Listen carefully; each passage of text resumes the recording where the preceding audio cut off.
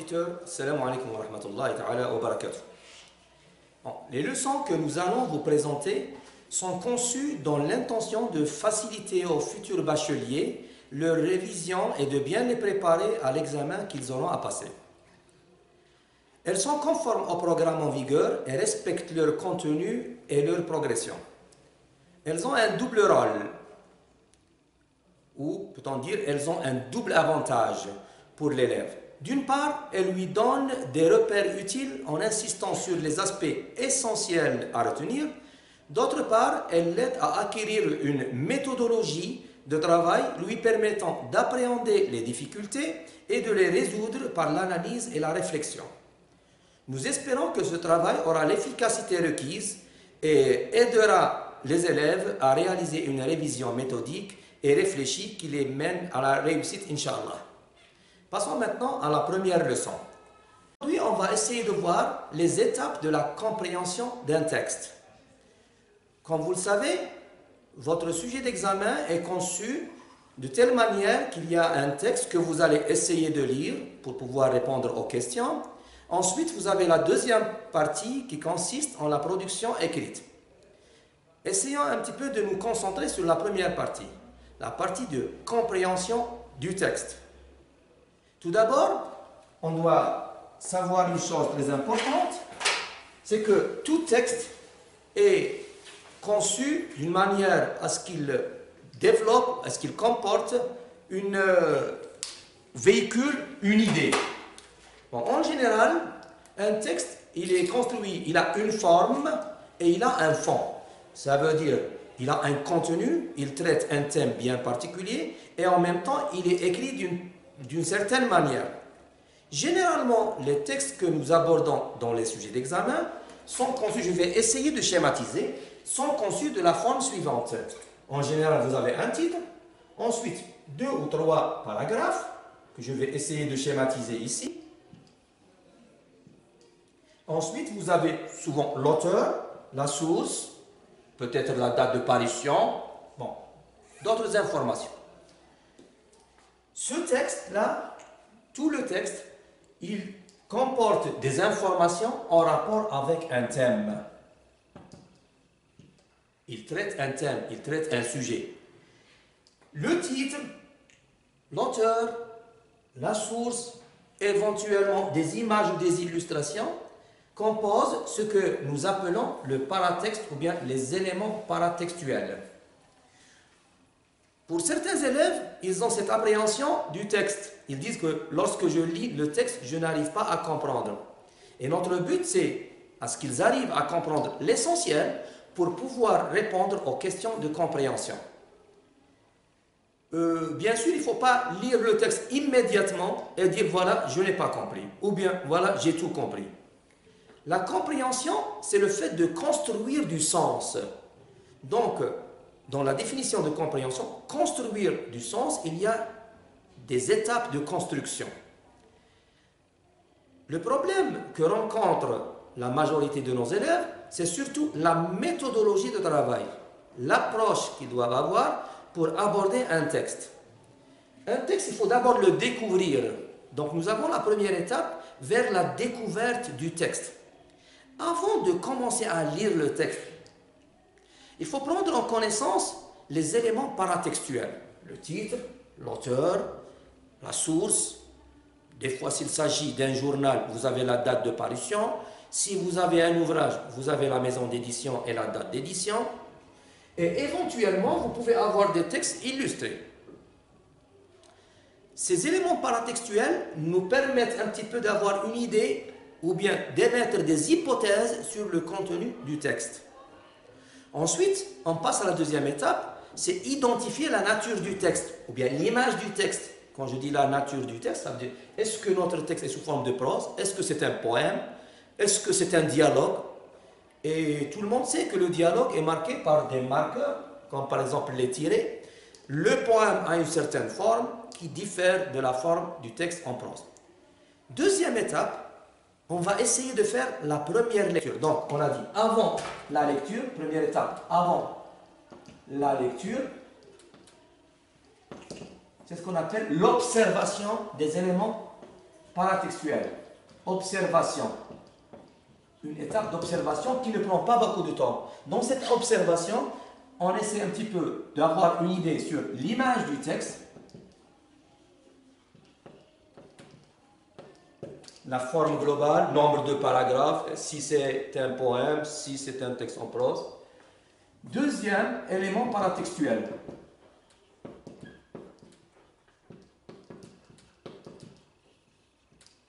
Cette observation, surtout en ce qui concerne le titre, en général, parce que le titre est en rapport avec le contenu du texte, nous permettent d'émettre des hypothèses de sens.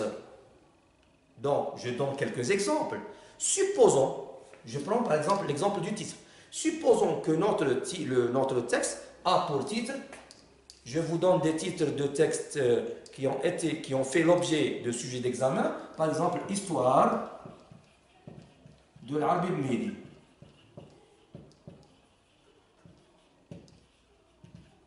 Ça, c'est le titre du texte. Bon, directement, on va avoir une hypothèse. Il s'agit d'un texte qui traite une étape historique de l'Algérie, ou bien une personnalité, un personnage historique qui a marqué l'histoire de l'Algérie. Donc on ne va pas imaginer qu'il s'agit d'un texte qui traite le thème de la pollution, ou bien de la violence dans les stades. Un autre titre. Supposons que le titre, par exemple, Notre planète est en danger.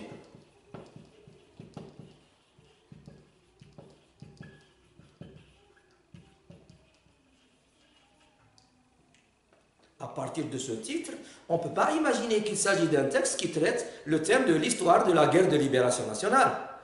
Donc, parce qu'on a le mot planète et on a danger, donc on peut prévoir, on peut émettre des hypothèses, on peut supposer qu'il s'agit de pollution, qu'il s'agit peut-être de guerre nucléaire, qu'il s'agit quelque chose qui ressemble à ça.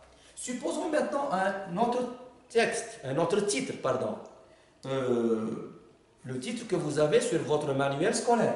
Faut-il dire la vérité aux malades?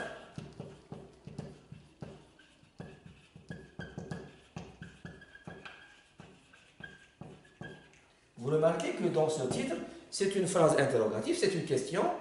Elle est marquée par un symbole là, de l'interrogation, avec une interrogation totale, marquée par l'inversion du sujet et du verbe, donc en rapport avec la vérité et le malade. Donc immédiatement, je sais que dans le texte, on va répondre à cette question. Donc vous voyez que le titre peut nous donner une idée sur le thème. Même chose pour l'auteur. Vous connaissez par exemple déjà dans vos textes que vous avez étudiés sur le manuel scolaire, par exemple l'auteur Mahfouz Qaddash. Tout le monde sait que Mahfouz Qaddash, c'est un historien. Donc je vais supposer qu'il s'agit d'un texte historique. Et du moment que je sais que Mahfouz Qaddash s'est occupé de l'histoire de la libération, enfin de la guerre de libération nationale, donc je dirais que c'est un texte qui traiterait normalement c'est une hypothèse que je dois vérifier ultérieurement, qui traite un texte historique en rapport avec l'Algérie. Supposons par exemple que la source maintenant, je prends la source, par exemple le journal El Watan, par exemple, et je donne la date. Je sais que le journal El Watan, c'est un journal d'information, donc ça suppose que le titre nous donne une information d'actualité en rapport avec la date que je vais mentionner ici. Donc ce sont des éléments paratextuels qui nous permettent d'envisager le contenu du texte, ou bien de prévoir, ou bien d'émettre des hypothèses sur le contenu du texte. Maintenant, bien sûr, il s'agit là que des hypothèses. On n'est pas encore dans le concret. C'est pour cela qu'il faut passer à la première lecture.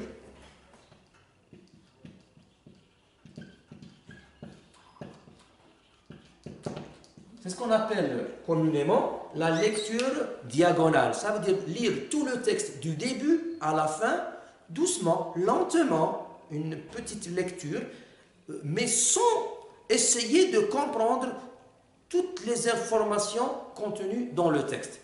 Cette lecture, on va supposer qu'on se pose une question déterminante. Au départ, ce texte traite quel thème? Ça parle de quoi? C'est une seule question, une seule consigne de lecture. Et je commence une lecture attentive de mon texte. À travers cette lecture, je vais en même temps avoir en tête mes hypothèses.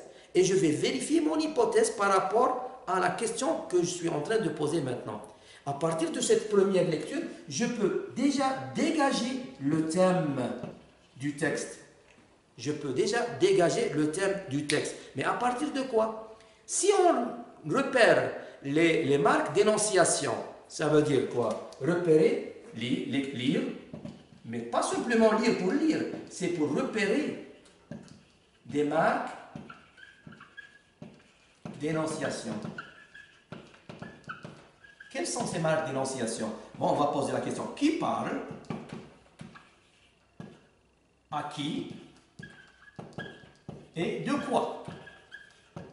Si on se pose seulement ces trois questions, en faisant notre lecture, on peut déjà avoir une idée, peut-être sommaire, mais une idée sur le thème de notre texte. Il faut aussi essayer de repérer les récurrences dans le texte, ça veut dire les mots qui reviennent souvent. Dans un texte, par exemple, si je trouve le mot informatique, ordinateur, logiciel, informaticien, cybercafé, ben je sais que ce texte, ben je ne pense pas qu'il traite le thème de la guerre de libération. Il traiterait normalement l'utilisation de l'informatique par les jeunes ou par les moins jeunes. Donc ça a un rapport avec l'informatique ou bien avec les ordinateurs. Donc ce qu'on appelle, ce que vous appelez communément le champ lexical dominant, les récurrences vont nous permettre aussi d'émettre des hypothèses et de vérifier notre contenu. Quatrième point, on peut aussi reconnaître le type de discours à partir des marques formelles. En général, vous avez deux grandes catégories de discours. Le discours narratif, si quelqu'un est en train de raconter, on peut le sentir, par exemple, à travers l'utilisation de l'imparfait et du passé simple, ou bien s'il s'agit d'un discours argumentatif dans lequel on va sentir qu'il y a quelqu'un qui avance une idée, ou bien une thèse, et qui essaie de développer une explication ou bien une argumentation. Donc à partir de ces éléments, on peut déjà avoir une idée sur le thème. Peut-être que cette idée n'est pas précise, mais quand même c'est une idée sur le thème général. Je ne dis pas idée générale, je dis le thème. Ça parle de quoi? Ensuite, une idée aussi sur le type de texte. Bon, maintenant, s'il s'agit par exemple du thème, par exemple, la violence dans les stades, supposons qu'il s'agit, apparemment, il y a stade, blessé, supporter, match, arbitrage, problème, blessé, etc. À partir de ce champ lexical, je peux déduire qu'il s'agit d'un thème en rapport avec la violence dans les stades. Si je sens que dans le texte, on est en train de faire un réquisitoire contre les gens qui s'adonnent à cette violence, donc c'est une dominante argumentative. Donc si je sens qu'il s'agit d'un texte argumentatif, je dis quelle est la thèse, quel est le point de vue développé, où sont les arguments.